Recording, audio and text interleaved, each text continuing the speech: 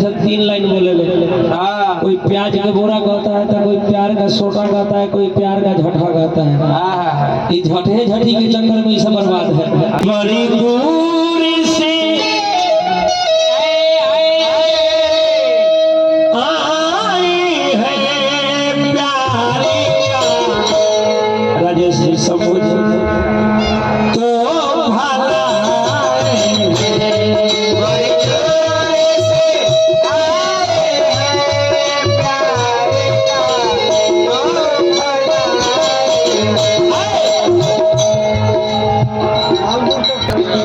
सुनी है इहो कलाकार है बानी, बिहार के बानी कलाकार बानी, इहो जोकर बानी, बहुत जो सुंदर जोकर ही करता नहीं भाई का सुना जी। बहुत बहुत पुरस्कार, नमस्कार, प्रणाम, परमात्मा से निवेदन के मनोकामना पूरा करें, मंगल में बना करें।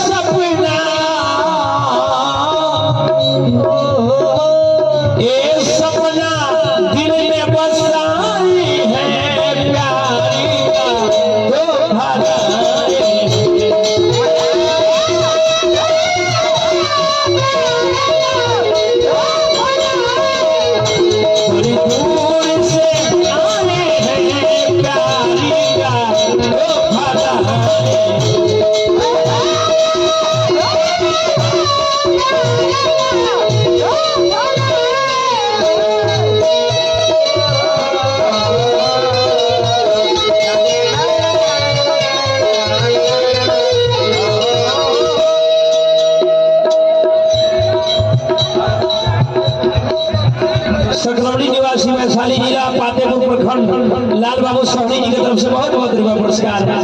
नमस्कार, प्रणाम, परमात्मा से निवेदन की मनोकामना पूरा करें, मंगल में बना के रखें।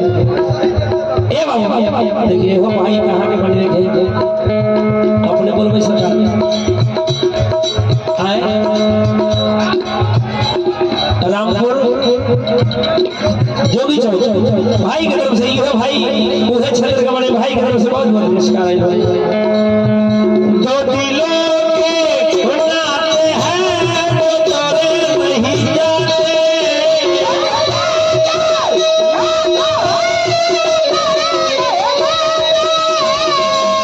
टूट गए तो जोड़े नहीं जाते।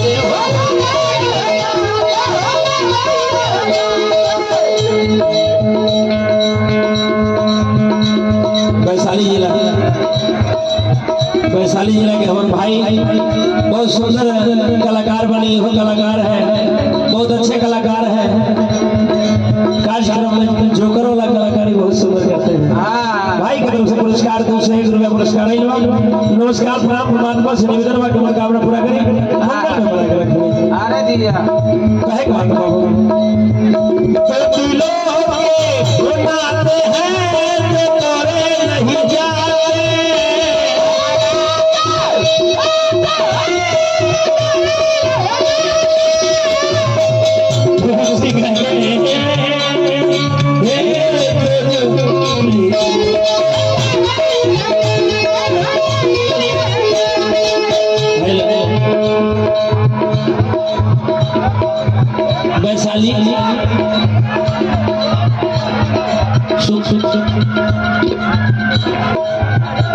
भंडारी सुकेश जी,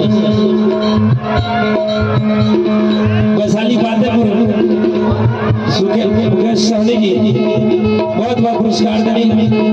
दो दिलों